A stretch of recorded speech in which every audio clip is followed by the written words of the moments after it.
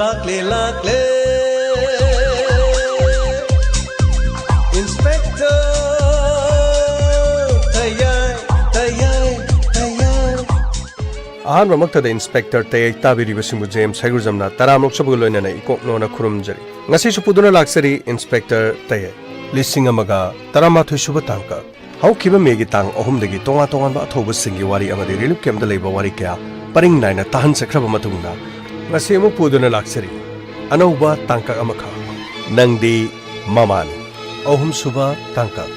ngarangi matik ama loina na anauba tangka kaloina tabisi adu erabadi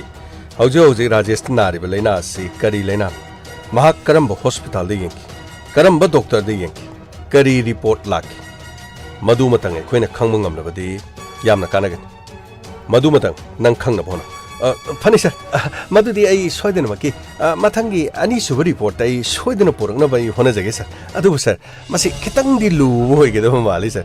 madu tasan ba khomjan na bo hona bada mohi nangi pifam thokodo dum pigani informer mo bagi nangi na thogo du phajana dum tawni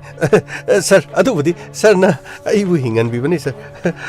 sinatra budi ai gi lambi su kai na su leijada ba as angang sing su hujik wana ra bani mahi masingi adigi irang phalanga se da su sel thum ju thok tra bani kari tawgo da bano khangdre da sir thabak asi sum khara khara site ta sum outsource oina sum tawjari haibadun Masimana di hingba yadabani na sangkak puso hayogda siyak sabaso hayogda tabak masa usuba khotpa khara sauba sana sabaso hayogda kumto sir unthok no wana hingler sigumba paw khara khomdo khomjin dorog hingna bo na basi sir awaba oi mohi nangi na thodun to nangi hingna balambi de ina dum piridina sir atugi wabadi dum sir ai dum hona jarak yare salo ai na haribas report ado ai khoi gi khotti yona da bana hono report ado khoi khotta leirabadi karigo makhara di soidna khang aduga Rajesh samadi prima gi maram da su sab chaba kari lege habado muna khangtoro phani sir ai soidna mathang de ai direct hatai phone ka togjaro de sir hektam mafam sida direct heta laksar ga pau che direct heta point yare chalo phani sir ai sir ngasi gi di se chipai Funny sir, yogjaru ke sir, nuaijari sir. Ai yaradi hayang so langna ba ye to hona jagi. Pau do aseng ba pau por ka daban. Funny sir funny. Sir gamai sir ge sir. Amu laksagi hemu laksagi. As fazana khet kram ale ne tar ji. Pau de krino seng da bakra de poraga khet kram ale ne. Gamai sir aseng ba sum khang na nabagi da makta. Makhata na kari to ga de ge do yeng ba tar. Mahaki report asisu khangdaba yadam funny sir mana karino paisa da sum uba jida sir aina mana hek haiba ji tha thajadaba gi wani sir adu bo mamang thak tamang na haiba digi aikhoda mateng yam noikro ma kya hunabin karigo makhadi soidana torkani khal sir adu bo redi phai case asida bo kari haiga da no khangde da mama mapa nupa du su kari da moi iman mana bo gum ta kari hosi ki nupi Jasmine haiba ge no marai bak thi dong male da sir adu ge saro ko khaina thoga karino atopa karino magi chance ma yengma phaga mali da sir gamai macha unagadaba numit kharani da ngara adu bano pm na mahana macha unaram dai da mahakini haiba kana gum mata leitrabada karino nungai ga doribas adu bo yengba tabni phagni sir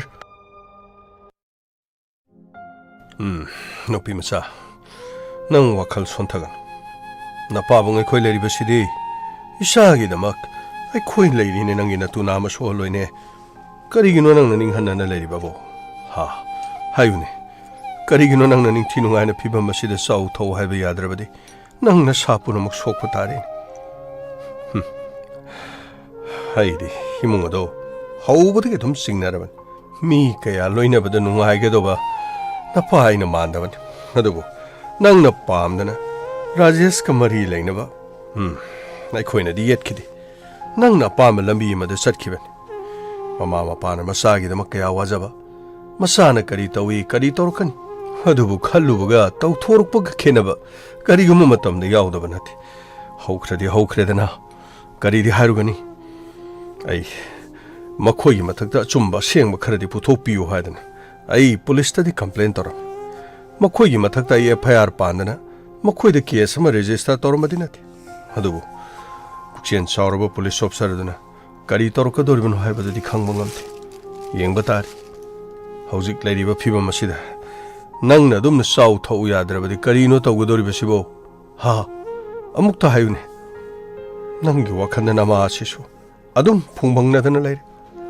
ꯑꯩꯈꯣꯏꯅ ꯏꯃꯨꯡ ꯑꯗꯨꯗ ꯆꯠꯇꯅ ꯀꯔꯤꯅꯣ ꯍꯧꯖꯤꯛ ꯍꯥꯏꯔꯨꯒꯗꯧꯔꯤꯕ ꯀꯔꯤꯅꯣ ꯇꯧꯔꯨꯒꯗꯧꯔꯤꯕꯁꯤꯕꯨ ꯄꯥꯕꯨꯡ ꯀꯔꯤꯁꯨ ꯍꯥꯏꯔꯒꯨꯝꯁꯤ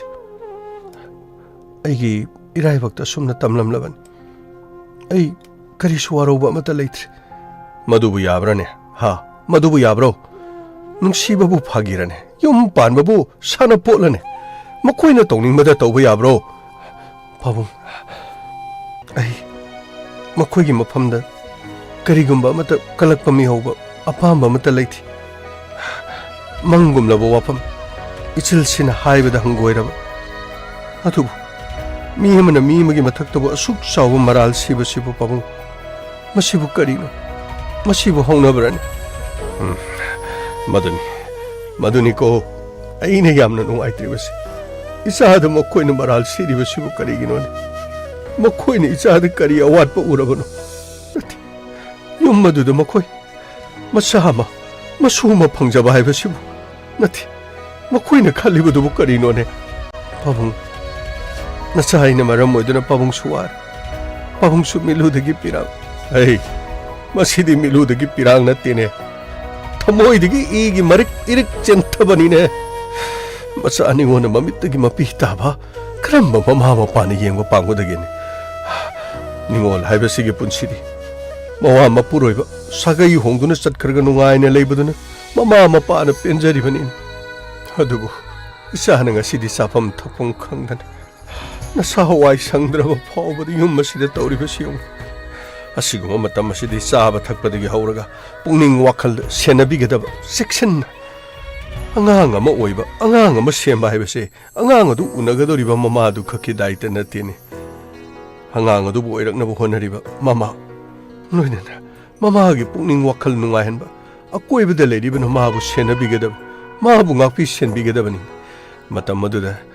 ꯁꯥꯒꯩ ꯑꯗꯨꯗ ꯂꯥꯛꯀꯗꯧꯔꯤꯕ ꯑꯉꯥꯡ ꯑꯗꯨ ꯑꯐꯕ ꯑꯉꯥꯡ ꯑꯃ ꯑꯣꯏꯒꯗꯧꯔꯤꯕꯅꯤ ꯌꯦꯡꯉꯨ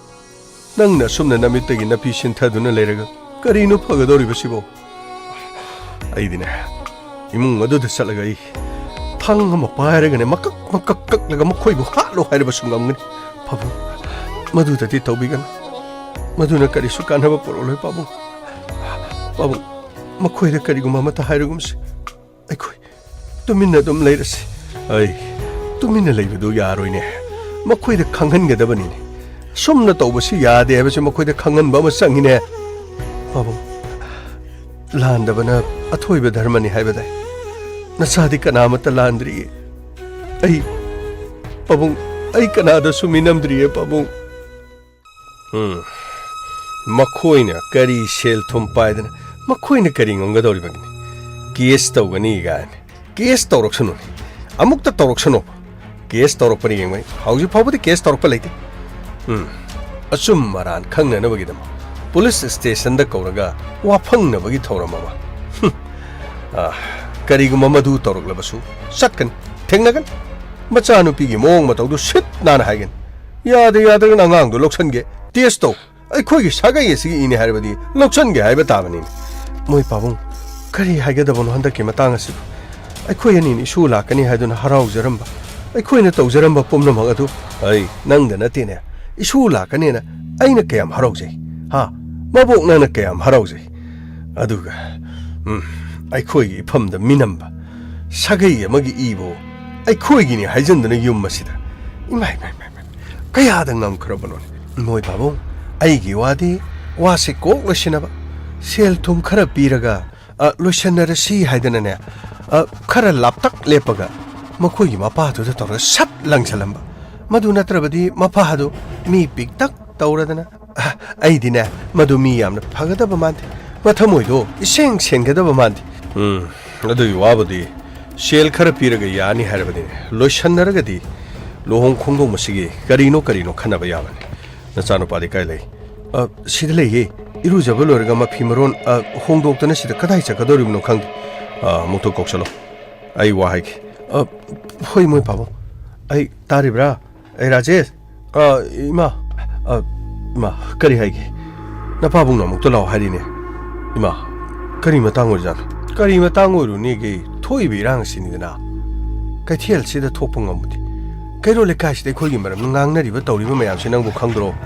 Iba. Wafam adu ai di makha ta ning.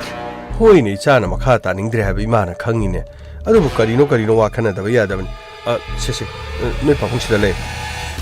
Pam kari. Ai kari hai bu kari no. Aujik thengna ba ta ban. Ai khoi gi di tawpham thokun. Hangdabadi yaro. Mana sat khre haidana koina. Tuminna nungaina lebadi yaro. Thabak thoromam tawge khanma matamda aikhoida ayet papira kadorba. Adu oiba tarabadi haujik kari tawbatai.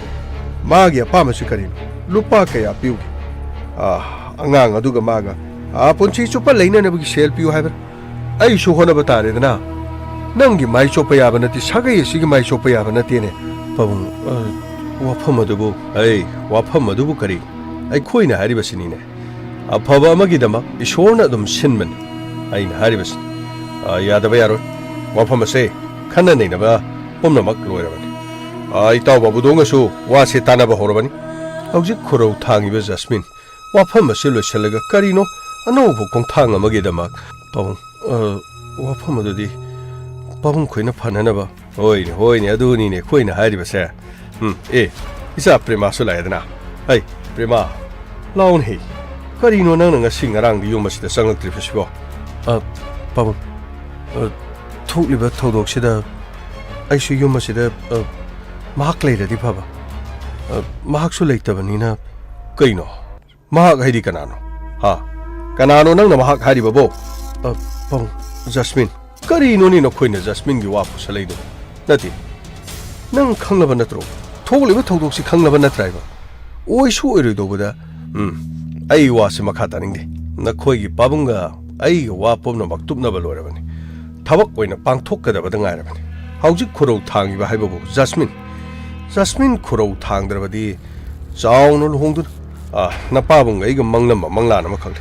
ai khoi ani na khalam ba thabak adu khoi pangthok ba masin na khoi ani na mu kari khanari ba haibadu di ai di khangdi hadu wafam masidi Isagi sindagi shu aina khangning badi leiba prema adu kari haining ba pam hojikti irang asida aikhoina thabak adu satharubada mina siyamna noknagani khali summi ni sana haiba sumine adubu hojik khurau thangdrabadi haibadi wafam masilu sinarabadi yaraba natro nati aikhoi gi sagai gi ishu natana sidai da topa sagai magi ipusalakpudubu kanane yagadori bage pam ai che matang karino kari cheno nang hari babu darajeski nahangi report adugi ai tari bra rajesh pong nahangi che do mu to pikho na mai yenge hari dana pong nahan loini yengodi loikram prema karigino che hari sibo darajesh taigine Yum amuk pan ba se yamna araibadi oiroi haijariba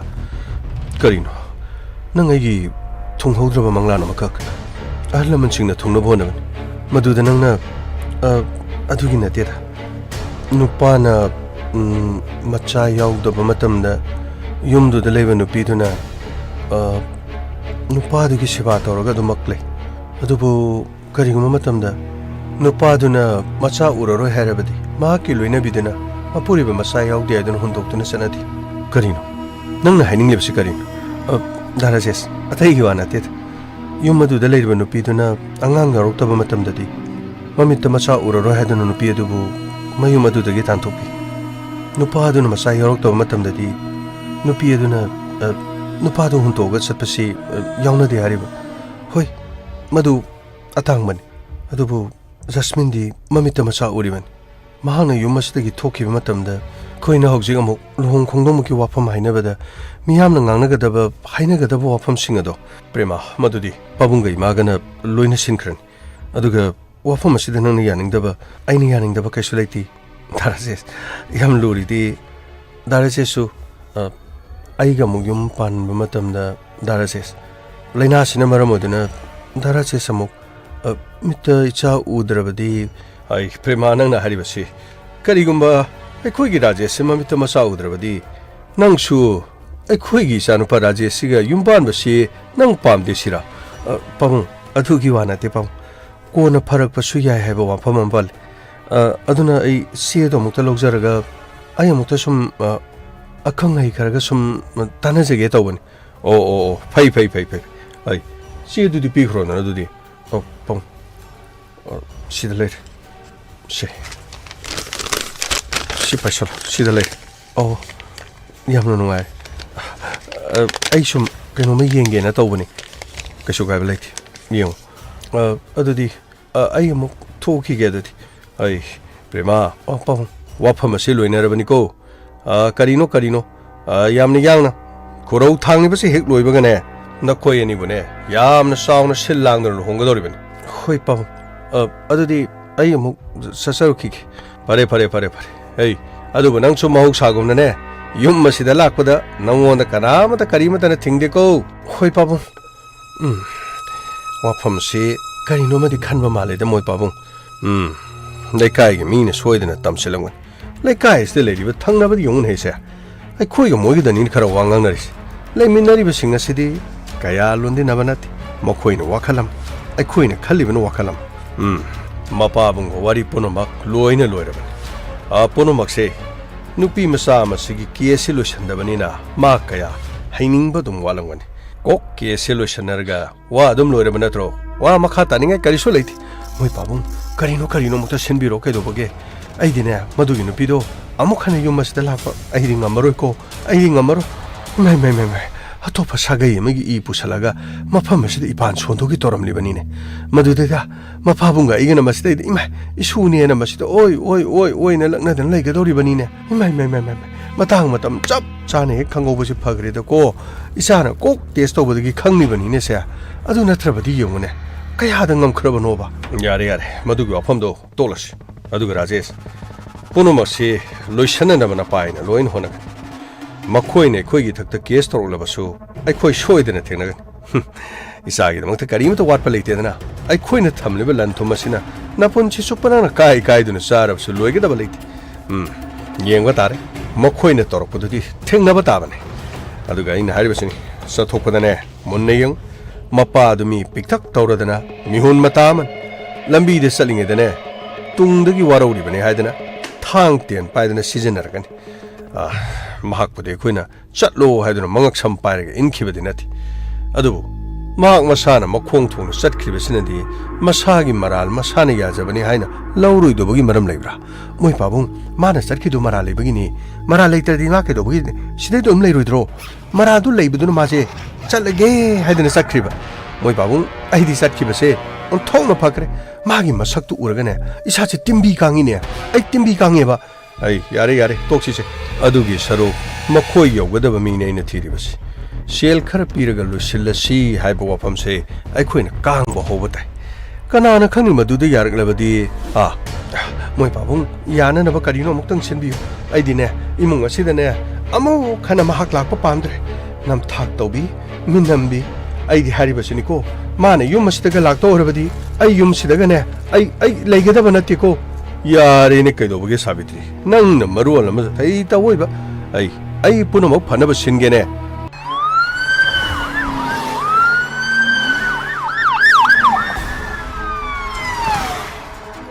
Come. Fine, sir. Muhido lamba jala. Khangde sir. Madugi nupado senda di unthongna sopkhrabani. Mana pamba sale se di sir. Paisa da ka leire di sir ba soidina lakpa su yed. Gamai. Ada leire basi muhina trane.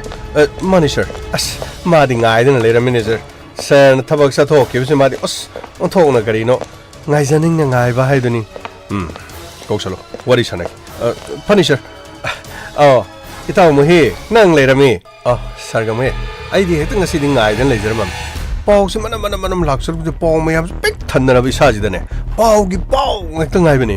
adadi kreino asai da hui ma thingja nei hai ba matam da kitang lap thoki bi da gaino hui du mi on thoga mi ma sai da thingja nei adadi I tho hore gari extend tawre du tawre hai asai khara sa thoga di mi du ma khong na ma kele mo hai खरा लापथोखिबदनी ममिसु सोंगतो एमंगक सु तत्ले हाइबा अरोइबददी ꯃꯤꯗꯣ ꯄꯨꯡꯁꯤ ꯁꯤꯔꯦ ꯍꯥꯏꯕꯒꯨꯝꯕꯅꯤꯅꯦ ꯏꯇꯧ ꯀꯃꯦ ꯅꯪꯒꯤ ꯋꯥꯁꯤꯁꯨ ꯑꯗꯨꯝ ꯌꯥꯏ ꯅꯪꯒꯤ ꯐꯥꯒꯤꯁꯤꯗꯤꯕ ꯑꯇꯣꯞꯄ ꯃꯇꯥꯡꯗꯤ ꯆꯥꯈꯤꯗ꯭ꯔꯕ ꯑꯗꯣ ꯆꯥꯟꯗꯤ ꯌꯥꯝꯅ ꯆꯥꯟꯅꯈ꯭ꯔꯦ ꯅꯪꯒꯤꯗꯣ ꯁꯣꯝꯗ ꯁꯥꯔꯗ ꯁꯣꯝꯗ ꯂꯩꯔꯦ ꯀꯔꯤꯅꯣ ꯂꯥꯛꯑꯣꯅꯦ ꯂꯥꯛꯑꯣꯅꯦ ꯅꯪꯒꯤ ꯄꯩꯁꯥ ꯐꯪꯅꯅꯕꯁꯤꯗꯤ ꯁꯥꯔꯗꯣ ꯁꯣꯝꯗ ꯎꯅꯔꯣ ꯂꯥꯛꯑꯣꯅꯦ ꯁꯤꯗ ꯂꯩꯔꯦ ꯂꯥꯛꯑꯣꯅꯦ ꯑꯣ ꯁꯥꯔ ꯑꯝꯇ ꯆꯪꯖꯔꯒꯦ ꯁꯥꯔ ꯂꯥꯛꯑꯣ ꯆꯪꯉꯨꯃꯩ ꯀꯔꯤ ꯄꯥꯎ ꯂꯩ ꯁꯥꯔ ꯄꯥꯎꯁꯤꯗꯤ ꯍꯟꯗꯛꯀꯤ ꯃꯇꯥꯡꯁꯤꯗꯤ ꯄꯥꯎꯗꯤ ꯄꯥꯎ ꯉꯥꯛꯇꯅꯤ ꯁꯥꯔ ꯄꯥꯎꯁꯤ ꯌꯥꯝꯃꯟꯗꯅ ꯁꯥꯔ ꯅꯪꯒꯤ ꯋꯥꯗꯣ ꯄꯣꯏꯟꯇ ꯆꯠꯁꯜꯂꯣ ꯑꯩꯅ ꯍꯥꯏꯔꯤꯕꯁꯤꯅꯤ ꯋꯥꯈꯣꯏ ꯉꯥꯡꯕꯒꯤ ꯃꯇꯝ ꯅꯠꯇ꯭ꯔꯕꯅꯤ ꯁꯥꯔ ꯄꯥꯎ ꯍꯥꯏꯕꯧꯁꯤꯅꯤ ꯍꯧꯖꯤꯛꯁꯤ ꯅꯨꯄꯥ ꯃꯌꯨꯝꯗꯒꯤ ꯅꯨꯄꯤ ꯃꯌꯨꯝꯗ ꯂꯩꯔꯤꯕꯤ ꯖꯁꯃꯤꯟꯗ ꯁꯦꯜ ꯊꯨꯝ ꯈꯔ ꯄꯤꯔꯒ ꯌꯥꯅꯒꯗ꯭ꯔꯥ ꯍꯥꯏꯗꯅ ꯂꯩꯀꯥꯏꯒꯤ ꯃꯤ ꯊꯥꯖꯜꯂꯒ ꯏꯃꯨꯡꯗꯨꯗ ꯀꯔꯤ ꯂꯩꯀꯥꯏꯒꯤ ꯃꯤ ꯊꯥꯖꯜꯂꯒ ꯁꯦꯜ ꯄꯤꯒꯦ ꯍꯥꯏꯕ ꯀꯔꯤꯅꯣꯅꯦ ꯃꯈꯣꯏꯅ ꯇꯁꯦꯡꯅ ꯃꯧ ꯑꯗꯨ ꯄꯥꯝꯗꯕ ꯖꯥꯠꯂꯥ ꯅꯠꯇ꯭ꯔꯒ ꯁꯦꯜ ꯄꯤꯔꯒ ꯑꯗꯨꯒ ꯃꯈꯣꯏꯒꯤ ꯇꯦꯁꯇꯨꯒꯤ ꯃꯇꯥꯡꯗ ꯁꯥꯔ ꯇꯦꯁꯇꯨꯒꯤ ꯃꯇꯥꯡꯗꯗꯤ ꯁꯥꯔ ꯁꯤꯗꯩꯗ ꯑꯃꯨꯛꯇ ꯌꯦꯡꯕꯤꯌꯨ ꯁꯥꯔ ꯔꯤꯄꯣꯔꯠꯇꯨꯒꯤ ꯀꯣꯄꯤ ꯑꯃꯈꯛꯅꯤ ꯀꯔꯤ ꯔꯤꯄꯣꯔꯠ ꯑꯗꯨꯒꯤ ꯀꯣꯄꯤ ꯑꯃ ꯁꯤꯗꯤ ꯃꯦꯗꯤꯀꯦꯜ ꯇꯤꯝ ꯑꯃꯒ ꯑꯃꯨꯛ ꯎꯅꯗꯕ ꯌꯥꯔꯣꯏ ꯁꯥꯔ ꯀꯥꯟꯅꯕꯗꯤ ꯌꯦꯡꯕꯤꯌꯨ ꯁꯥꯔ ꯌꯥꯝ ꯋꯥꯅ ꯃꯁꯤꯗꯤ ꯍꯦꯛꯇ ꯄꯨꯊꯣꯛꯆꯔꯛꯀꯖꯥꯅꯤ ꯁꯥꯔ ꯌꯥꯔꯦꯅꯦ ꯃꯣꯍꯤ ꯅꯪꯅ ꯋꯥꯅ ꯍꯣꯠꯅꯕꯁꯤ ꯃꯃꯜ ꯌꯥꯝꯃꯨ ꯍꯥꯏꯔꯛꯀꯗꯣꯏ ꯅꯠꯇ꯭ꯔꯣ ꯁꯥꯔ ꯃꯁꯤꯗꯤ ꯑꯔꯥꯏꯕ ꯅꯠꯇꯦ ꯁꯥꯔ ꯃꯁꯤ ꯂꯧꯊꯣꯛꯅꯕ ꯍꯣꯠꯅꯕꯗꯅꯦ ꯑꯌꯥꯝꯕ ꯃꯇꯝꯁꯤ ꯂꯣꯏꯅ ꯆꯪꯈꯤꯕ ꯁꯥꯔ ꯑꯗꯨꯕꯨ ꯁꯥꯔ ꯃꯁꯤꯗꯩꯗ ꯔꯤꯄꯣꯔꯠꯁꯦ ꯑꯌꯥꯝꯕ ꯂꯣꯏꯅ ꯂꯩꯒꯗꯕ ꯃꯥꯜꯂꯤ ꯔꯤꯄꯣꯔꯠ ꯑꯁꯤꯗ ꯀꯔꯤꯒꯨꯝꯕ ꯄꯣꯖꯤꯇꯤꯞ ꯑꯣꯏꯕ ꯍꯥꯏꯕꯗꯤ ꯅꯨꯄꯥꯁꯤ ꯑꯉꯥꯡ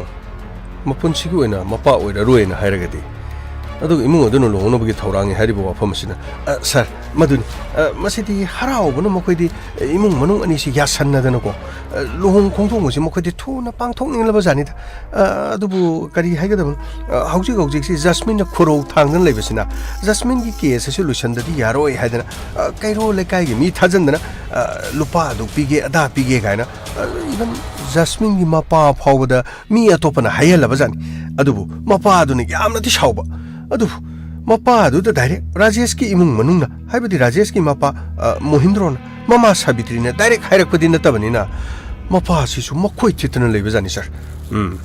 ꯀꯔꯤꯒꯨꯝꯕ ꯄ꯭ꯂꯥꯟ ꯑꯃꯗꯤ ꯏꯃꯨꯡꯁꯤꯅ ꯇꯧꯕ ꯃꯥꯜꯂꯤ ꯑꯃꯕꯨ ꯑꯣꯏꯔꯦ ꯃꯈꯣꯏꯅ ꯃꯃꯥ ꯃꯄꯥꯗꯨꯅ ꯑꯉꯥꯡ ꯃꯁꯨ ꯌꯥꯝꯅ ꯄꯥꯝꯃꯝꯃꯤ ꯍꯥꯏꯔꯝꯃꯒ ꯅꯨꯄꯤ ꯑꯗꯨꯕꯨ ꯏꯃꯨꯡ ꯑꯗꯨꯗꯒꯤ ꯇꯥꯟꯊꯣꯛꯏ ꯍꯥꯏꯔꯤꯕꯁꯤ ꯃꯈꯣꯏꯅ ꯃꯁꯨ ꯄꯥꯝꯗ꯭ꯔꯕ ꯑꯗꯨꯒ ꯂꯨꯔꯤꯕ ꯋꯥꯐꯝ ꯑꯃꯈꯛꯅ ꯃꯆꯥꯅꯨꯄꯥꯗꯨ ꯃꯄꯥ ꯑꯣꯏꯕꯗ ꯃꯇꯤꯛ ꯆꯥꯗꯦ ꯍꯥꯏꯔꯒ ꯂꯨꯍꯣꯡꯅꯕ ꯍꯣꯠꯅꯔꯤꯁꯤꯅ ꯀꯔꯝꯕ ꯑꯔꯊ ꯁꯥꯔ ꯃꯈꯣꯏꯒꯤ ꯋꯥꯗ ꯁꯥꯔ ꯁꯤꯒꯤ ꯆꯦ ꯔꯤꯄꯣꯔꯠꯁꯤꯗ ꯃꯄꯥ ꯑꯣꯏꯕꯁꯤ ꯈꯔ ꯂꯩꯔꯒꯗꯤ ꯃꯥ ꯌꯥꯕ ꯌꯥꯏ ꯍꯥꯏꯕꯗꯤ ꯂꯩꯅꯥ ꯃꯈꯜ ꯑꯃꯅꯤ ꯑꯗꯨꯅ ꯃꯥꯁꯤ ꯑꯃꯨꯛ ꯍꯟꯅ ꯃꯄꯥ ꯑꯣꯏꯔꯛꯄ ꯌꯥꯏ ꯍꯥꯏꯕꯒꯤ ꯊꯥꯖꯕꯗꯨꯅ ꯔꯤꯄꯣꯔꯠ ꯑꯁꯤꯗ ꯀꯔꯤ ꯂꯩ ꯍꯥꯏꯕꯗꯨ ꯌꯦꯡꯗꯕ ꯌꯥꯔꯣꯏ ꯔꯤꯄꯣꯔꯠ ꯑꯁꯤꯗ ꯄꯣꯖꯤꯇꯤꯞ ꯅꯦꯒꯦꯇꯤꯞ ꯃꯗꯨ ꯈꯪꯉ ꯃꯇꯨꯡꯗ ꯀꯦꯁ ꯑꯁꯤ ꯃꯈꯥ ꯁꯣꯏꯗꯅꯃꯛꯀꯤ ꯔꯤꯖꯜ ꯑꯃ ꯐꯪꯒꯅꯤ ꯂꯨꯔꯤꯕ ꯋꯥꯐꯝꯗꯤ ꯁꯥꯔ ꯍꯥꯏꯕꯤꯌꯨ ꯀꯔꯤ ꯋꯥꯐꯝꯅꯣ ꯁꯥꯔ ꯂꯨꯔꯤꯕ ꯋꯥꯐꯝꯁꯤ ꯅꯅꯥꯏ ꯍꯥꯏꯐꯦꯠ ꯂꯩꯍꯟꯖꯕ ꯌꯥꯕ꯭ꯔꯥ ꯌꯦꯡꯖꯒꯦ ꯄ꯭ꯔꯦꯃꯥ ꯍꯥꯏꯔꯤꯕꯗꯨꯅ ꯂꯨꯍꯣꯡꯕꯗ ꯃꯥꯅ ꯌꯥꯔꯤꯕꯒꯤ ꯃꯔꯝꯁꯤꯅ ꯃꯄꯥ ꯑꯣꯏꯕꯒꯤ ꯁꯛꯇꯤ ꯂꯩꯇ꯭ꯔꯦ ꯍꯥꯏꯔꯤꯕ ꯃꯤ ꯑꯗꯨꯕꯨ ꯃꯥꯅ ꯃꯄꯨꯔꯣꯏꯕ ꯑꯣꯏꯒꯅꯤ ꯍꯥꯏꯔꯤꯕꯁꯤ ꯃꯍꯥꯛꯁꯨ ꯃꯃꯤꯠꯇ ꯃꯁꯥ ꯎꯗꯕꯗꯨ ꯌꯥꯔꯦ ꯅꯨꯡꯁꯤꯕꯅ ꯍꯦꯟꯅ ꯂꯨꯏ ꯍꯥꯏꯔꯤꯕ꯭ꯔꯥ ꯅꯠꯇ꯭ꯔꯒꯅ ꯀꯣꯟꯅ ꯑꯃꯨꯛ ꯃꯄꯥ ꯑꯣꯏꯔꯛꯄꯒꯤ ꯁꯛꯇꯤ ꯂꯥꯛꯄ ꯌꯥꯏ ꯍꯥꯏꯕꯗꯨꯒꯤ ꯋꯥꯐꯝꯁꯤ ꯑꯃꯗꯤ ꯂꯩꯔꯦ ꯑꯗꯨꯕꯨ ꯌꯦꯡꯕ ꯇꯥꯔꯦ ꯁꯥꯔ ꯍꯧꯖꯤꯛ ꯂꯩꯔꯤꯕ ꯐꯤꯕꯝꯁꯤꯗ ꯁꯥꯔ ꯃꯈꯣꯏꯒꯤ ꯖꯁꯃꯤꯟꯒꯤ ꯃꯄꯥꯗꯤ ꯁꯥꯎꯕꯅ ꯂꯣꯏꯔꯕꯅꯤ ꯁꯥꯔ ꯑꯗꯨꯕꯨ ꯋꯥꯐꯝ ꯑꯁꯤꯗ ꯁꯦꯜ ꯄꯤꯔꯒ ꯍꯥꯏꯕ ꯋꯥꯐꯝꯁꯤꯗ ꯁꯥꯔ ꯀꯔꯤꯒꯨꯝꯕ ꯖꯁꯃꯤꯟꯒꯤ ꯃꯄꯥꯅ ꯁꯦꯜꯒ ꯂꯧꯊꯣꯛꯈ꯭ꯔꯒꯗꯤ ꯖꯁꯃꯤꯟꯒꯤ ꯍꯛ ꯑꯁꯤ ꯐꯪꯗꯅ ꯑꯗꯨꯝ ꯇꯣꯛꯀꯗꯧꯔꯤꯕ꯭ꯔꯥ ꯋꯥꯍꯪ ꯑꯁꯤꯒꯤ ꯄꯥꯎꯈꯨꯝꯅꯤ ꯂꯣꯏꯔꯤꯕꯁꯦ ꯁꯥꯔ ꯃꯣꯍꯤ ꯖꯁꯃꯤꯟꯒꯤ ꯃꯄꯥꯅ ꯁꯦꯜ ꯄꯥꯝꯕ ꯃꯆꯥꯅꯨꯄꯤꯒꯤ ꯍꯛꯄꯨ ꯈꯣꯡꯒꯥꯎꯅꯒꯗꯕꯒꯤ ꯃꯑꯣꯡꯗ ꯂꯩꯕ꯭ꯔꯣ ꯁꯥꯔ ꯑꯗꯨꯒꯤ ꯋꯥꯐꯝꯕꯨꯗꯤ ꯊꯣꯏꯅ ꯂꯩꯇꯦ ꯑꯗꯩꯗ ꯁꯦꯜ ꯍꯥꯏꯕꯁꯤꯗ ꯃꯤꯁꯨ ꯂꯣꯏꯅ ꯄꯪꯊꯕꯅꯤꯅ ꯃꯄꯥꯗꯨ ꯄꯪꯊꯈꯤꯗ꯭ꯔꯥ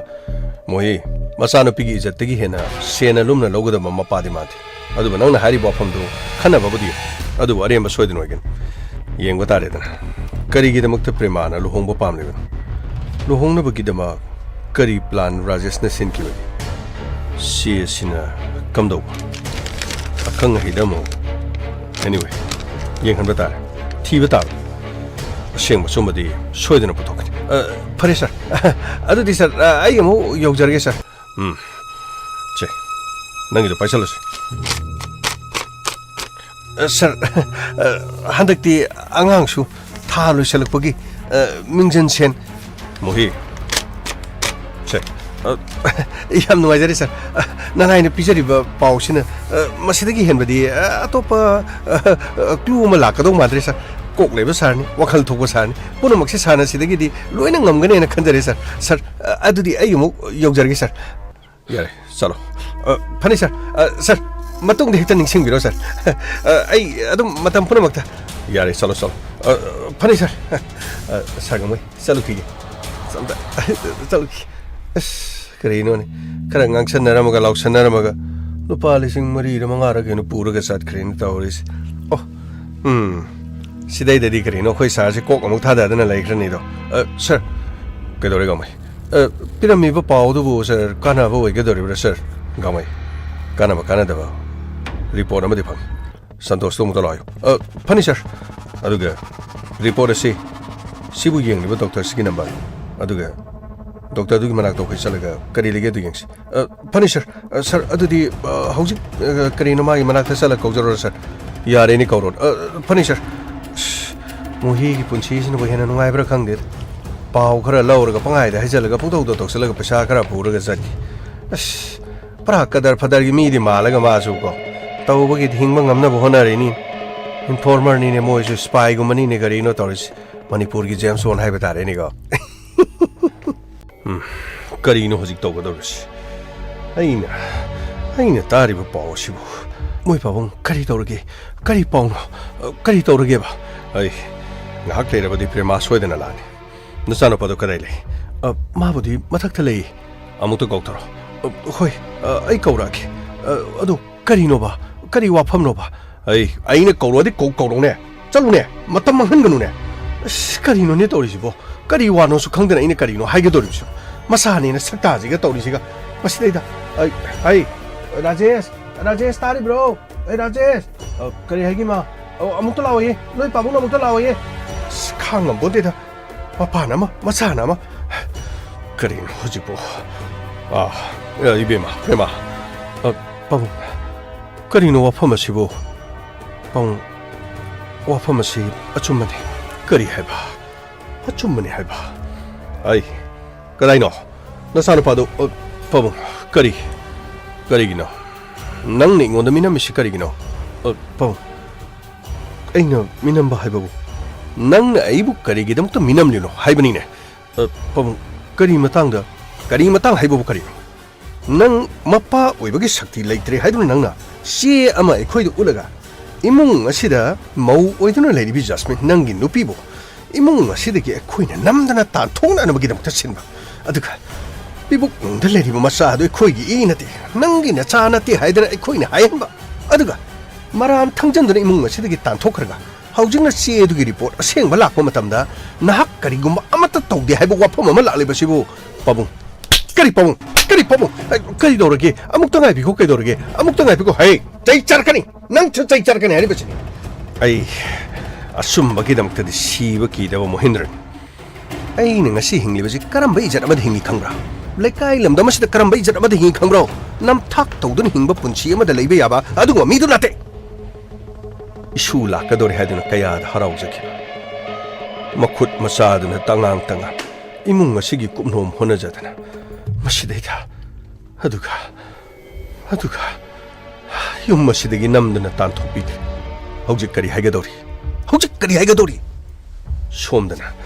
아이기 마룹 바부도 온다고 마사하누 비시 이마우 오이게도리면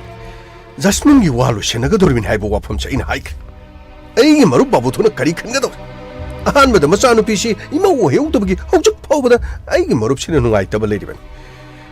하두부 바기 베마 프레마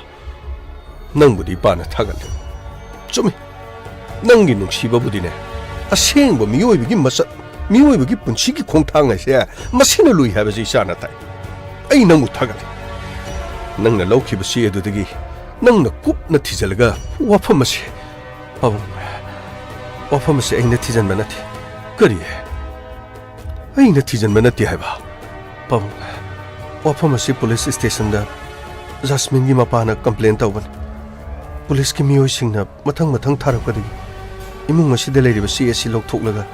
ꯑꯆꯨꯝꯕ ꯑꯃꯗꯤ ꯑꯁꯦꯡꯕ ꯈꯪꯅꯅꯕꯒꯤꯗꯃꯛ ꯏꯟꯁꯄꯦꯛꯇꯔ ꯇꯦ ꯍꯥꯏꯅ ꯑꯩꯉꯣꯟꯗ ꯀꯣꯜ ꯇꯧꯔꯛꯈꯤ ꯑꯗꯨꯒ ꯑꯆꯨꯝꯕ ꯑꯁꯦꯡꯕ ꯈꯪꯅꯅꯕꯒꯤ ꯋꯥꯐꯝ ꯑꯁꯤ ꯃꯍꯥꯛꯅ ꯑꯩꯉꯣꯟꯗ ꯁꯖꯦꯁꯟ ꯇꯧꯔꯛꯈꯤ ꯄ꯭ꯔꯦꯃꯥ ꯅꯪ ꯋꯥꯔꯧꯕꯗꯤ ꯌꯥꯗ꯭ꯔꯦ ꯁꯨꯃꯥꯏꯅ ꯇꯧꯕꯅꯤ ꯃꯥꯅ ꯇꯦꯁ ꯇꯧꯏ ꯍꯥꯏꯔꯤꯕ ꯔꯤꯄꯣꯔꯠꯇꯣ ꯃꯗꯨꯒꯤ ꯀꯣꯄꯤ ꯑꯃꯇꯪ ꯑꯩꯈꯣꯏꯗ ꯌꯣꯜꯂꯣ ꯇꯁꯦꯡꯅ ꯃꯗꯨꯗ ꯅꯦꯒꯦꯇꯤꯚ ꯑꯃꯗꯤ ꯄꯣꯖꯤꯇꯤꯚ ꯑꯣꯏꯔꯝꯂꯒꯗꯤ ꯅꯈꯣꯏ ꯂꯨꯍꯣꯡꯒꯅꯤ ꯍꯥꯏꯕꯒꯤ ꯄꯥꯎꯁꯨ ꯇꯥꯔꯦ ꯃꯗꯨꯗ ꯑꯩꯈꯣꯏꯅ ꯀꯔꯤꯝꯇ ꯌꯦꯠꯄ ꯂꯩꯇꯦꯀꯣ ꯑꯗꯨꯒ ꯅꯪꯁꯨ ꯈꯟꯗꯅ ꯌꯦꯡꯉꯨ ꯀꯔꯤꯒꯨꯝꯕ ꯔꯥꯖꯦꯁꯅ ꯇꯁꯦꯡꯅ ꯃꯄꯥ ꯑꯣꯏꯕꯒꯤ ꯁꯛꯇꯤ ꯂꯩꯔꯣꯏꯗꯕ ꯑꯣꯏꯔꯗꯤ ꯅꯪꯅ ꯌꯨꯝ ꯄꯥꯜꯂꯒ ꯇꯨꯡꯗ ꯑꯣꯏꯒꯗꯧꯔꯤꯕꯗꯨ ꯃꯗꯨ ꯅꯪꯒꯤ ꯑꯄꯥꯝꯕꯅꯤ ꯑꯗꯨꯒ ꯑꯩꯅ ꯍꯥꯏꯒꯗꯕꯗꯤ ꯖꯁꯃꯤꯟꯅ ꯃꯤꯔꯣꯜꯂꯤꯕꯗꯨ ꯀꯅꯥꯒꯤ ꯃꯆꯥꯅꯣ ꯍꯥꯏꯕꯁꯦ ꯃꯁꯤꯃꯇꯪꯗꯤ ꯅꯪꯁꯨ ꯑꯁꯦꯡꯕ ꯈꯪꯕ ꯄꯥꯝꯗ꯭ꯔꯥ ꯁꯥꯔ ꯑꯩ ꯈꯪꯕ ꯄꯥꯝꯃꯤ ꯑꯗꯨ ꯑꯣꯏꯔꯕꯗꯤ ꯅꯪꯅ ꯁꯣꯏꯗꯅ ꯑꯩꯈꯣꯏꯗ ꯃꯇꯦꯡ ꯄꯥꯡꯉꯨ ꯑꯗꯨꯒ ꯆꯦ ꯑꯗꯨ ꯑꯩꯈꯣꯏꯗ ꯑꯃꯨꯛꯇꯪ ꯄꯤꯔꯕꯗꯤꯅꯦ ꯑꯩꯈꯣꯏꯅ ꯀꯔꯤꯒꯨꯝꯕ ꯈꯔꯗꯤ ꯁꯣꯏꯗꯅ ꯈꯪꯕ ꯉꯝꯒꯅꯤ ꯍꯥꯏꯕꯗꯤ ꯌꯦꯡꯂꯤꯕ ꯗꯣꯛꯇꯔꯗꯨ ꯀꯅꯥꯅꯣ ꯑꯗꯨꯒ ꯀꯔꯝꯕ ꯍꯣꯁꯄꯤꯇꯥꯜꯗꯅꯣ ꯃꯥꯒꯤ ꯔꯤꯄꯣꯔꯠꯇꯣ ꯑꯁꯦꯡꯕ꯭ꯔꯥ ꯑꯗꯨꯒ ꯀꯣꯟꯅ ꯑꯃꯨꯛ ꯃꯄꯥ ꯑꯃ ꯑꯣꯏꯔꯛꯄ ꯌꯥꯏ ꯍꯥꯏꯕ ꯋꯥꯐꯝꯁꯦ ꯃꯁꯤ ꯑꯩꯈꯣꯏ ꯄꯥꯛ ꯊꯥꯖꯗꯕ ꯍꯥꯏꯕ ꯇꯥꯏ ꯑꯗꯨꯕꯨ ꯍꯧꯖꯤꯛꯇꯤ ꯃꯦꯗꯤꯀꯦꯜ ꯁꯥꯏꯟꯁꯅ ꯆꯥꯎꯈꯠꯄ ꯃꯇꯝꯅꯤ ꯑꯆꯨꯝꯕ ꯂꯩꯔꯝꯕꯁꯨ ꯌꯥꯏ ꯑꯗꯨꯕꯨ ꯑꯁꯦꯡꯕ ꯆꯨꯝꯕꯗꯨꯗꯤ ꯅꯪ ꯈꯪꯕ ꯄꯥꯝꯗ꯭ꯔꯅꯤ ꯁꯥꯔ ꯑꯩ ꯑꯁꯦꯡꯕ ꯆꯨꯝꯕꯗꯨ ꯑꯩ ꯈꯪꯕ ꯄꯥꯝꯃꯤ ꯁꯥꯔ ꯀꯔꯤꯒꯨꯝꯕ ꯋꯥꯐꯝ ꯑꯁꯤ ꯖꯁꯃꯤꯟꯅ ꯆꯨꯝꯃꯝꯕ ꯇꯥꯔꯒꯗꯤ ꯁꯥꯔ ꯑꯩ ꯏꯃꯨꯡ ꯑꯁꯤꯗ ꯑꯩ ꯈꯛ ꯂꯨꯍꯣꯡꯕ ꯑꯩ ꯄꯥꯝꯗꯦ ꯄ꯭ꯔꯦꯃꯥꯒꯤ ꯅꯤꯡꯕ ꯀꯥꯏꯅꯅꯕ ꯍꯥꯏꯕꯗꯨ ꯇꯥꯒꯗꯧꯔꯕ꯭ꯔꯥ ꯋꯥꯐꯝ ꯑꯃꯇꯪꯒ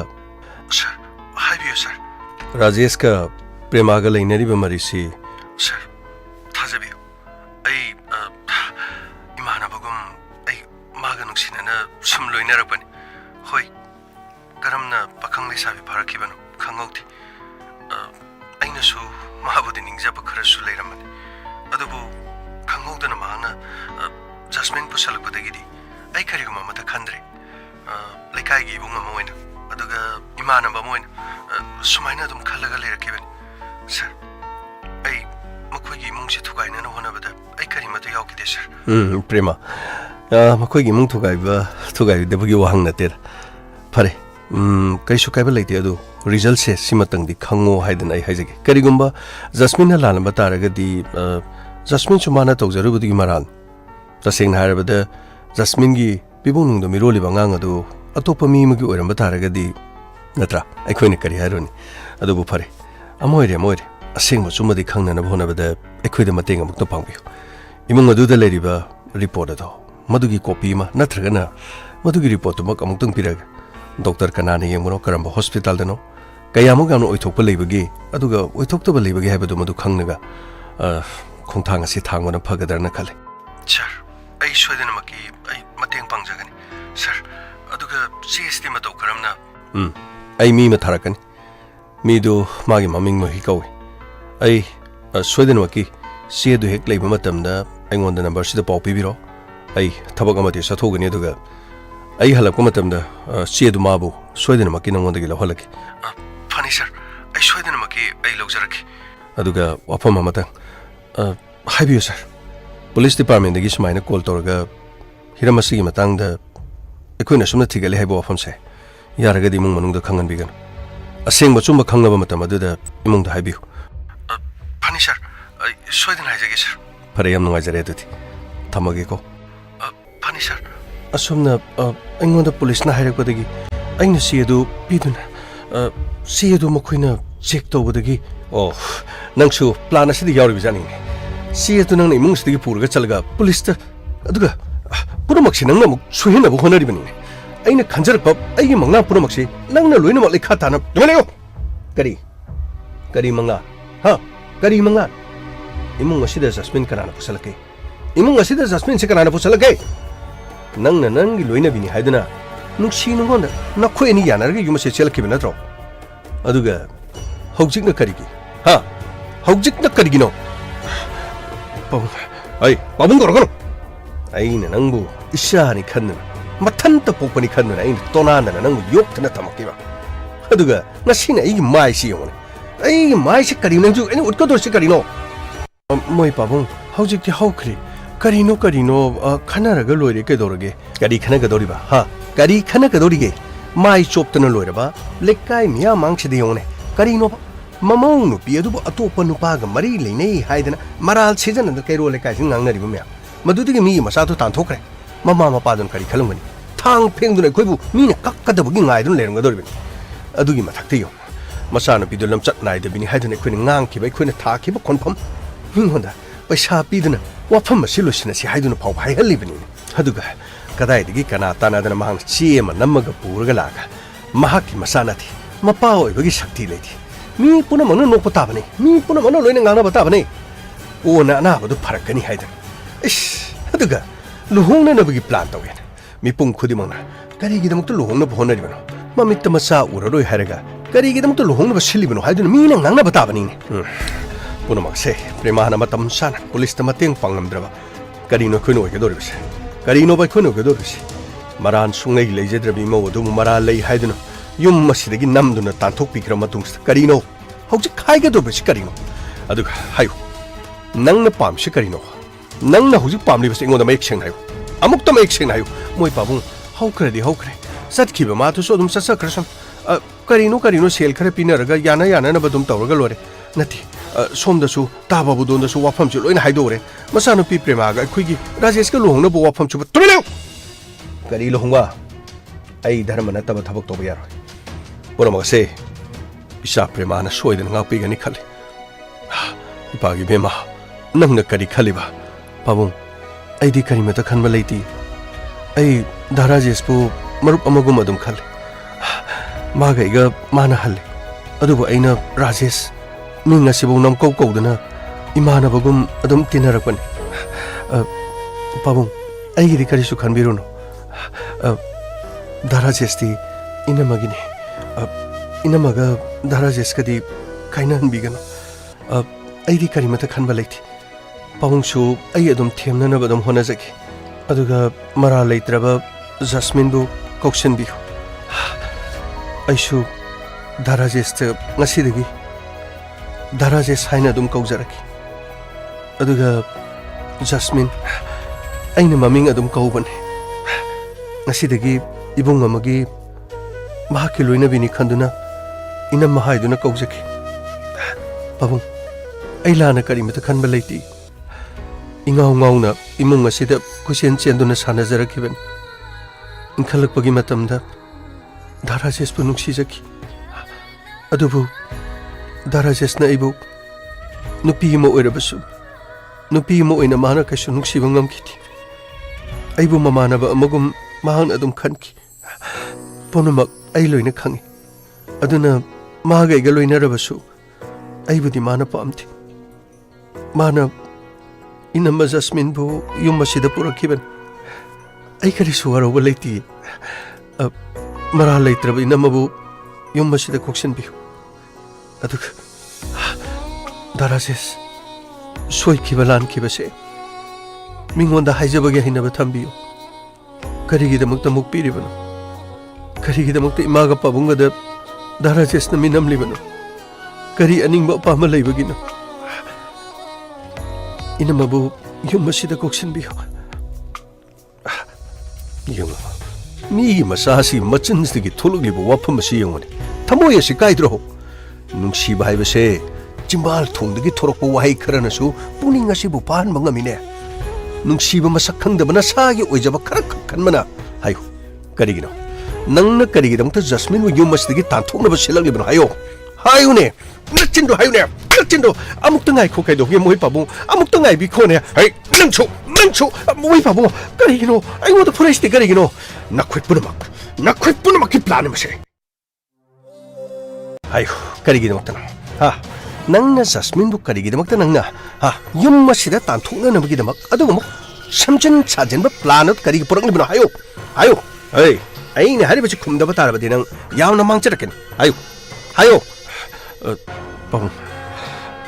ꯖꯁꯃꯤꯟꯒꯤ ꯏꯃꯨꯡ ꯃꯅꯨꯡꯗꯤ ꯂꯨꯄꯥ ꯑꯃꯠꯇꯁꯨ ꯊꯣꯛꯇꯦ ꯑꯗꯨꯒ ꯌꯨꯝ ꯑꯁꯤꯗꯁꯨ ꯑꯩꯅ ꯀꯔꯤꯒꯨꯝꯕ ꯕꯤꯖꯤꯅꯦꯁ ꯑꯃꯇꯪ ꯇꯧꯒꯦ ꯍꯥꯏꯔꯕꯁꯨ ꯄꯥꯕꯨꯡ ꯈꯣꯏꯅ ꯀꯔꯤꯒꯨꯝꯕ ꯑꯃꯠꯇ ꯇꯥꯕ ꯂꯩꯇꯦ ꯑꯗꯨꯅ ꯑꯩ ꯁꯦꯜ ꯈꯔ ꯇꯉꯥꯏ ꯐꯗꯕ ꯂꯩ ꯑꯗꯨꯅ ꯑꯩ ꯁꯦꯜꯁꯤ ꯄꯥꯕꯨꯡꯗꯒꯤ ꯄꯤꯌꯨ ꯍꯥꯏꯕꯁꯨ ꯄꯥꯕꯨꯡꯅ ꯌꯥꯔꯣꯏꯗꯕ ꯃꯁꯤꯅ ꯃꯔꯝ ꯑꯣꯏꯔꯒ ꯀꯔꯤꯒꯨꯝꯕ ꯌꯨꯝ ꯑꯁꯤꯗꯒꯤ ꯖꯁꯃꯤꯟ ꯇꯥꯟꯊꯣꯛꯈ꯭ꯔꯕꯗꯤ ꯑꯩꯅ ꯄ꯭ꯔꯦꯃꯥꯕꯨ ꯌꯨꯝ ꯑꯁꯤꯗ ꯃꯧ ꯑꯣꯏꯅ ꯄꯨꯁꯤꯜꯂꯕꯗꯤ ꯄ꯭ꯔꯦꯃꯥꯁꯨ ꯃꯌꯨꯝ ꯑꯗꯨꯗ ꯃꯊꯟꯇ ꯄꯣꯛꯄꯅꯤ ꯄꯤꯔꯃꯥꯒꯤ ꯏꯃꯨꯡ ꯃꯅꯨꯡꯗ ꯂꯩꯔꯤꯕ ꯂꯟ ꯊꯨꯝ ꯄꯨꯝꯅꯃꯛ ꯁꯣꯏꯗꯅꯃꯛꯀꯤ ꯑꯩꯒꯤ ꯈꯨꯗꯨꯝ ꯆꯟꯒꯅꯤ ꯑꯩꯒꯤ ꯑꯅꯤꯡꯕ ꯑꯄꯥꯝꯕ ꯄꯨꯝꯅꯃꯛ ꯑꯩꯅ ꯄꯥꯡꯊꯣꯛꯀꯦ ꯈꯟꯕ ꯄꯨꯝꯅꯃꯛ ꯂꯣꯏꯅ ꯅꯤꯡꯕ ꯊꯨꯡꯒꯅꯤ ꯍꯥꯏꯅ ꯑꯩꯅ ꯈꯟꯈꯤ ꯑꯣ ꯑꯗꯨꯗꯤ ꯅꯪꯅ ꯄ꯭ꯔꯦꯃꯥꯕꯨ ꯌꯨꯝ ꯑꯁꯤꯗ ꯃꯧ ꯑꯣꯏꯅ ꯄꯨꯁꯟꯅꯤꯡꯂꯤꯕꯁꯤꯗꯤ ꯄ꯭ꯔꯦꯃꯥꯒꯤ ꯂꯩꯔꯤꯕ ꯌꯨꯝꯒꯤ ꯂꯟ ꯊꯨꯝ ꯑꯗꯨꯒꯤꯗꯃꯛꯇ ꯑꯣꯏꯔꯦ ꯌꯦꯡꯉꯨꯅꯦ ꯄ꯭ꯔꯦꯃꯥ ꯌꯦꯡꯉꯨꯅꯦ ꯅꯪꯒꯤ ꯗꯥ ꯔꯥꯖꯦꯁꯅ ꯈꯜꯂꯤꯕ ꯋꯥꯈꯜꯁꯤ ꯌꯦꯡꯉꯨꯅꯦ ꯅꯪꯕꯨ ꯅꯨꯡꯁꯤꯕꯒꯤ ꯅꯠꯇꯦꯅꯦ ꯅꯪꯒꯤ ꯂꯩꯔꯤꯕ ꯂꯟ ꯊꯨꯝꯁꯤꯡ ꯑꯗꯣ ꯃꯗꯨꯒꯤꯗꯃꯛꯇ ꯑꯗꯨꯒ ꯀꯔꯤꯒꯨꯝꯕ ꯅꯪꯒꯤ ꯂꯟ ꯊꯨꯝꯗꯣ ꯂꯩꯔꯝꯗ꯭ꯔꯕꯗꯤ ꯅꯪꯕꯨ ꯅꯨꯡꯁꯤꯒꯗꯕ ꯅꯠꯇꯦ ꯅꯠꯇ꯭ꯔꯒꯅ ꯅꯪꯒꯤ ꯏꯃꯨꯡ ꯃꯅꯨꯡꯗ ꯂꯩꯔꯤꯕ ꯂꯟ ꯊꯨꯝꯁꯤꯡ ꯑꯗꯨ ꯃꯥꯅ ꯂꯣꯏꯅ ꯂꯧꯁꯤꯟꯗꯨꯅ ꯁꯤꯖꯤꯟꯅꯕ ꯂꯣꯏꯔꯕ ꯃꯇꯨꯡꯗ ꯅꯪꯁꯨ ꯑꯃꯨꯛ ꯇꯥꯟꯊꯣꯔꯛꯀꯗꯧꯔꯤꯕꯅꯤ ꯁꯤꯕꯨ ꯑꯩꯒꯤ ꯏꯆꯥꯅꯤ ꯍꯥꯏꯔꯤꯕꯅꯤ ꯁꯤꯕꯨ ꯑꯩꯒꯤ ꯏꯆꯥꯅꯤ ꯈꯜꯂꯤꯕꯅꯤ ꯑꯩ ꯅꯪ ꯌꯨꯝ ꯑꯁꯤꯗ ꯂꯩꯕ ꯌꯥꯔꯣꯏ ꯅꯪ ꯑꯩꯒꯤ ꯏꯆꯥ ꯅꯠꯇꯦ ꯅꯪ ꯌꯨꯝ ꯑꯁꯤꯗ ꯂꯩꯕ ꯁꯨꯡꯌꯥ ꯌꯥꯔꯣꯏ ꯀꯔꯤꯅꯣ ꯃꯣꯏ ꯄꯥꯕꯨꯡꯅ ꯍꯥꯏꯔꯤꯗꯨꯕꯣ ꯅꯆꯥꯅꯨꯄꯥ ꯇꯥꯟꯊꯣꯛꯑꯒ ꯀꯔꯤꯅꯣꯕ ꯇꯧꯗꯣꯔꯤꯁꯤꯕꯣ ꯍꯦ ꯅꯪ ꯇꯨꯃꯤꯟ ꯂꯩꯌꯨ ꯈꯨꯄꯥꯛ ꯆꯥꯅꯤꯡꯗ꯭ꯔꯗꯤ ꯅꯪ ꯇꯨꯃꯤꯟ ꯂꯩꯌꯨ ꯅꯪꯁꯨ ꯅꯆꯥꯅꯨꯄꯥꯁꯤꯒꯤ ꯃꯇꯨꯡ ꯏꯜꯂꯒ ꯆꯠꯈꯤꯕ ꯌꯥꯅꯤ ꯌꯨꯝ ꯑꯁꯤꯗꯗꯤ ꯅꯝꯊꯥꯛ ꯇꯧꯕ ꯀꯅꯥꯁꯨ ꯂꯩꯕ ꯌꯥꯔꯣꯏ ꯑꯗꯨꯕꯨ ꯑꯩꯅ ꯃꯇꯧ ꯀꯔꯝꯅ ꯃꯔꯥ ꯂꯩꯖꯗ꯭ꯔꯕ ꯏꯃꯧ ꯑꯗꯨꯕꯨ ꯑꯩꯅ ꯏꯃꯨꯡ ꯑꯁꯤꯗ ꯑꯃꯨꯛ ꯍꯟꯅ ꯀꯧꯔꯛꯀꯗꯒꯦ ꯏꯃꯨꯡ ꯑꯁꯤꯗ ꯑꯉꯥꯡ ꯑꯗꯨ ꯅꯨꯃꯤꯠ ꯊꯥ ꯐꯥꯎꯒꯗꯕꯁꯨ ꯀꯨꯏꯔꯝꯂꯔꯣꯏ ꯑꯣ ꯆꯦꯛꯁꯤꯟꯅ ꯌꯦꯡꯁꯤꯟꯕꯤꯒꯗꯕ ꯃꯇꯝ ꯑꯁꯤꯗ ꯌꯨꯝꯗꯒꯤ ꯑꯩꯈꯣꯏꯅ ꯇꯥꯟꯊꯣꯛꯄꯤꯗꯨꯅ ꯃꯥꯕꯨ ꯑꯋꯥꯕ ꯄꯤꯕꯤꯔꯤꯕ ꯑꯣ ꯀꯌꯥꯗ ꯐꯠꯇ꯭ꯔꯕꯅꯣꯅꯦ ꯏꯁꯣꯔ ꯑꯩꯕꯨ ꯉꯥꯛꯄꯤꯌꯨꯀꯣ ꯑꯩꯒꯤ ꯑꯔꯥꯟꯕ ꯄꯨꯝꯅꯃꯛ ꯉꯥꯛꯄꯤꯌꯨ ꯅꯝꯊꯥꯛ ꯇꯧꯕꯁꯤꯡ ꯑꯁꯤꯅ ꯑꯩꯒꯤ ꯊꯃꯣꯏ ꯑꯁꯦ ꯑꯩꯕꯨ ꯅꯥꯀꯟ ꯑꯃꯗ ꯊꯩꯗꯣꯛ ꯈꯟꯗꯨꯅ ꯄꯨꯈ꯭ꯔꯦꯅꯦ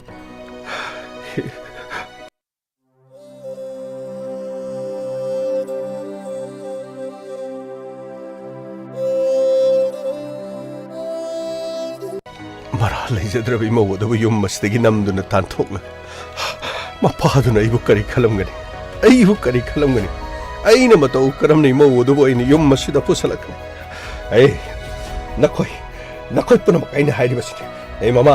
ꯆꯠꯂꯣ ꯅꯃꯧ ꯅꯨꯄꯤꯗꯨ ꯀꯧꯔꯁꯨ ꯆꯠꯂꯣ ꯀꯔꯤꯒꯨꯝꯕ ꯅꯃꯧ ꯅꯨꯄꯤ ꯑꯗꯨ ꯌꯨꯝ ꯑꯁꯤꯗ ꯄꯨꯁꯜꯂꯛꯄ ꯉꯝꯗ꯭ꯔꯕ ꯅꯪꯁꯨ ꯌꯨꯝ ꯑꯁꯤꯗ ꯂꯩꯕ ꯌꯥꯔꯣꯏ ꯀꯔꯤꯒꯤꯅꯣ ꯑꯩꯅ ꯀꯔꯤ ꯂꯥꯟꯈꯤꯕꯒꯤꯅꯣ ꯅꯪꯁꯨ ꯅꯆꯥꯅꯨꯄꯥꯒꯤ ꯃꯇꯦꯡ ꯌꯥꯝꯅ ꯄꯥꯡꯈꯤꯕꯗꯥꯏꯅꯦ ꯌꯥꯝꯅ ꯍꯥꯏꯈꯤꯕꯗꯥꯏꯅꯦ ꯆꯠꯂꯣ ꯑꯗꯨꯒ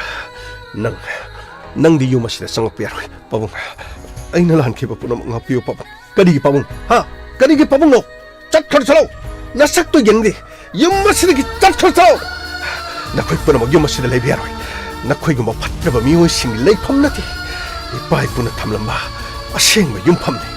ꯅꯈꯣꯏꯅꯅꯦ ꯅꯈꯣꯏꯅ ꯂꯩꯒꯦ ꯍꯥꯏꯔꯒ ꯅꯁꯥꯒꯤ ꯅꯔꯟꯅꯗꯨꯅ ꯅꯌꯨꯝ ꯑꯃꯃꯝ ꯁꯥꯔꯒ ꯂꯩꯔꯝꯆꯠꯂꯣ ꯃꯔꯥ ꯂꯩꯖꯗꯕ ꯏꯃꯧ ꯑꯗꯨꯕꯨ ꯌꯨꯝ ꯑꯁꯤꯗꯒꯤ ꯇꯥꯟꯊꯣꯛꯈ꯭ꯔꯒ 이모 우두는 까야다 와로우렁가니 란자들어봐 미모부 남노는 말안 삐셨나 팥드라바 싱어스니 윤마시기 막하다 에이가 레미나리바 강하들 렌장바 해보던 너코이니네 강하니 너코이기나 탁드네 까니 떠오기용아 너코이 폴리스 컴플레인 떨어가 너코이 어이나 비토가다보네 쩔어 아무따 레미아로이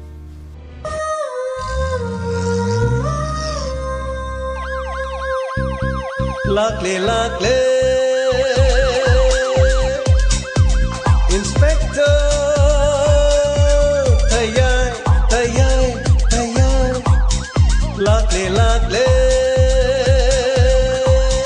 Lakle Inspector Tayay Uthanaba Kanbinaba. Thank you, sir. Welcome. Uthanaba. Kanbinaba. Inspector. Tayay. Lakle. Inspector. Tayay.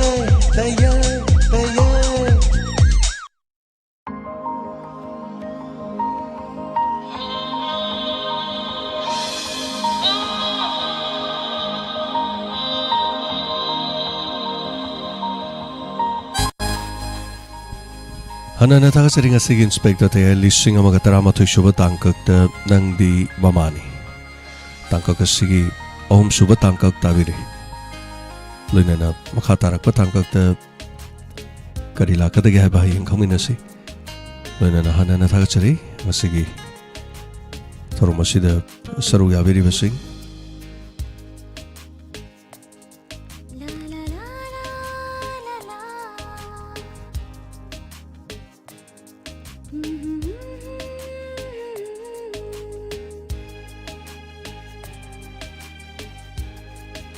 Thank you so much Thagachari Mangal Sana Ningthogjam Yam nungaijai wari si fazai premana tawriba thabak se chumani Thagachari Thank you so much nangdi mamani wari sigi kamaina conclusion ma lakadagi habagi point duni laise aduga hauju phawudi laktri aduga kari haba tare Jasmine na matawkram na yarakador yumda lakadori bira la oidori bira Kawba lakpa matamda kari hairakadori kanana kawgadori karamna kawgadori karamba mawngda lakadori haitare aduna adugi tangkak ama khak watli so thagachari thagachari Thank you so much Devdas Rangte Sobol Sam Newton Thank you Thangjamanjana thagachari maya panama mengloi pajadre naucha thagachari PP William Pamai thagachari hanana panamak thengma pawda tabiri basing abita late night story pura late night ole handakti oda February gi tang 1 dagi di khara pungpham se kitang samto ga khoi kitang angka chana badum angam bathak to hona jarake odaga tabak thorom sing abita re khara radio gi anova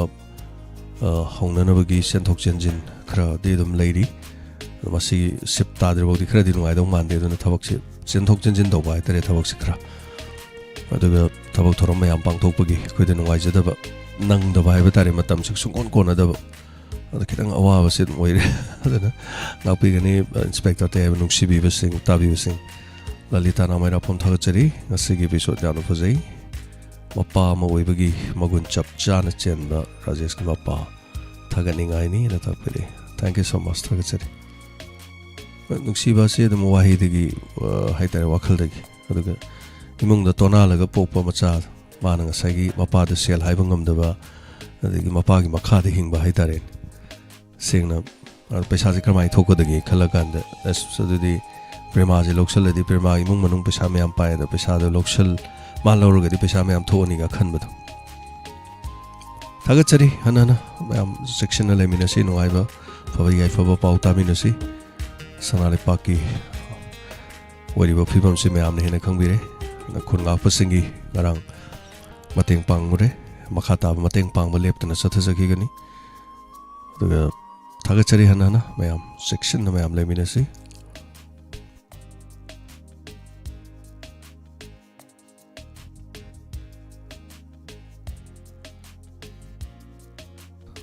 thagachari hanana mayam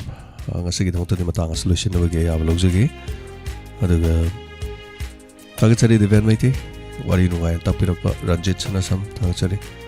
Prem Morangte Happy birthday tapir thagachari thangjamanjana sumba khangba mapa da thaganingai ne tapiri hoi wari loidri yamina kisi section eliminar si mayam panama ka do ISCOM da makhata ab English movie mathang mathang pung 8 phawa pung 8 dagi amukhana repeat ISCOM di yambiri basingi lanthok jagini hauji ki damak thadi mayam panama pula thok chanana ba mayam da ya balok jari panama pu Khurumjari